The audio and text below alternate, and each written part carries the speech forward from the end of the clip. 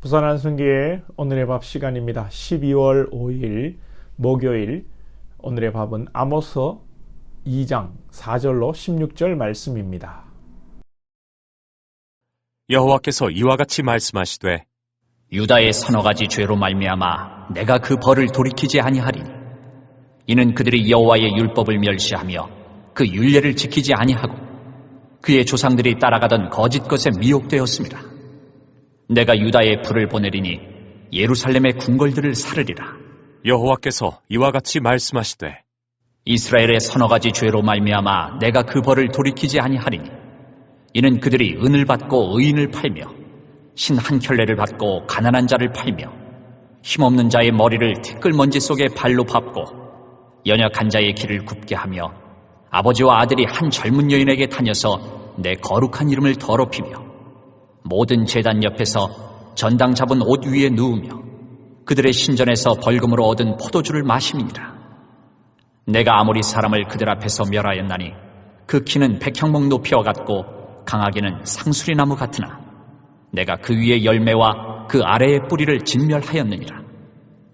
내가 너희를 애굽 땅에서 이끌어내어 40년 동안 광야에서 인도하고 아모리 사람의 땅을 너희가 차지하게 하였고 또 너희 아들 중에서 선지자를 너희 청년 중에서 나시린을 일으켰나니 이스라엘 자손들아 과연 그렇지 아니하냐.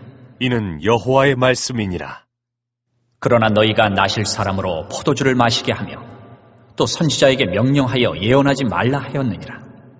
보라, 곡식단을 가득히 실은 수레가 흙을 누름같이 내가 너희를 누르리니 빨리 다른 박질하는 자도 도망할 수 없으며 강한 자도 자기 힘을 낼 수 없으며 용사도 자기 목숨을 구할 수 없으며 활을 가진 자도 설 수 없으며 발이 빠른 자도 피할 수 없으며 말 타는 자도 자기 목숨을 구할 수 없고 용사 가운데 그 마음이 굳센 자도 그날에는 벌거벗고 도망하리라.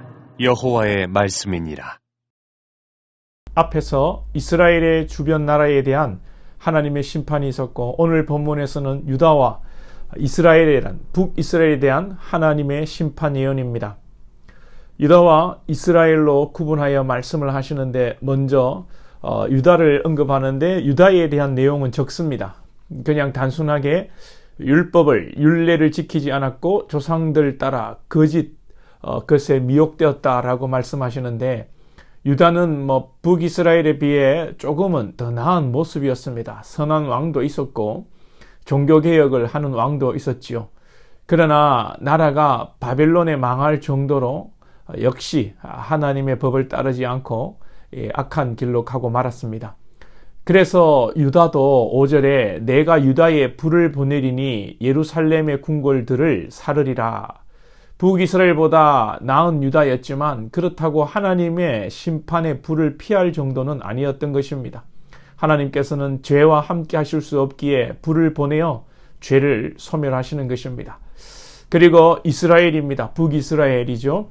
6절 이하에 보면 이스라엘의 죄는 종교적 죄악이 아니라 일상의 죄악, 윤리적 도덕적 타락, 그리고 인간의 기본 도리에 대한 타락에 대한 심판입니다.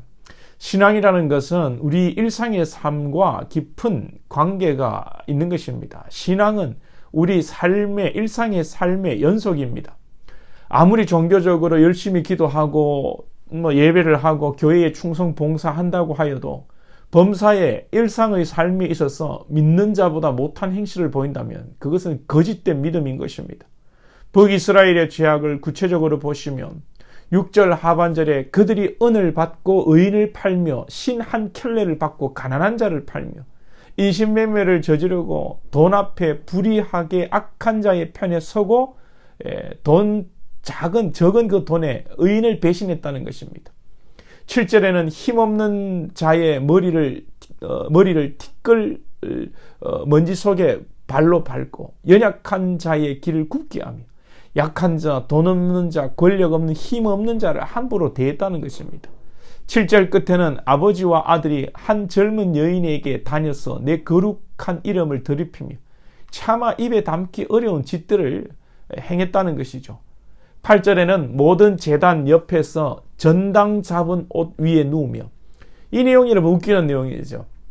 제단 옆에서 이 말은 제단 옆에서 기도하거나 하나님 앞에 제사하는 그런 행위를 하는데 그 밑에다가 전당 잡은 옷을 깔았다. 이 옷은 가난한 자들, 정말 마지막에 이 담보 잡을 것도 없고 줄 게 없어서, 내어줄 게 없어서 마지막에 내어주는 것이 옷인데, 그 가난한 자에게 받은 그 담보로 받은 그 옷을 성전에 제단 옆에 깔고 제사를 하고 기도했다는 것입니다.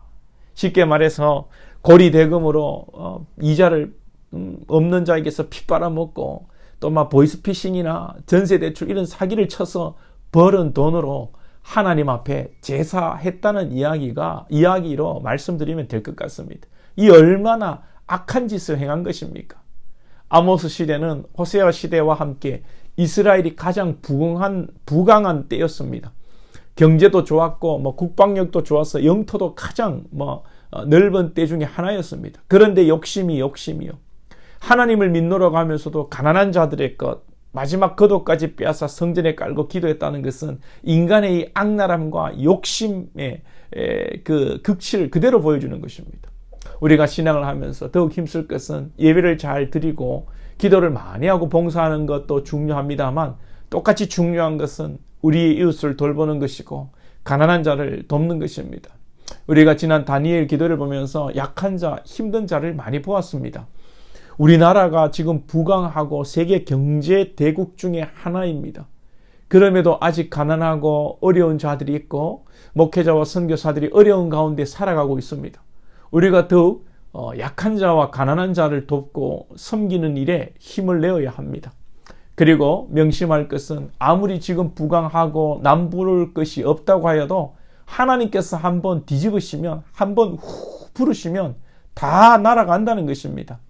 14절 이하에 보면 빨리 다른 박질하는 자도 도망할 수 없고, 활을 가진 자도 설 수 없고, 빠른 자도 말 타는 자도 용사도 다 벌거벗고 도망한다고 하십니다. 하나님 앞에 강한 자, 의로운 자, 재능 있는 자, 부한 자, 똑똑한 자, 이런 소용없는 것입니다. 우리가 말씀을 기억하면서 말씀대로 우리의 삶을 이끌어 가야 합니다. 말씀 따로, 내 삶 따로는 심판을 받을 수밖에 없습니다. 우리는 연약합니다. 말씀대로 살아낼 힘이 우리 안에 있지 않습니다. 하나님이 붙들어 주시지 않으면 예배와 우리의 삶은 여러분 물에 뜬 기름과 같이 그렇게 될 수밖에 없습니다. 그리고 우리는 악한 자의 길을 걸 수밖에 없습니다. 오늘도 십자가에 엎드려 주님 깨달음을 주시고 분별력을 주시고 주의 뜻대로, 주의 능력이 역사하여 주의 뜻대로 살게 하여 주옵소서. 이렇게 하나님 앞에 엎드리는 저와 여러분 될 수 있기를 주님의 이름으로 축복합니다.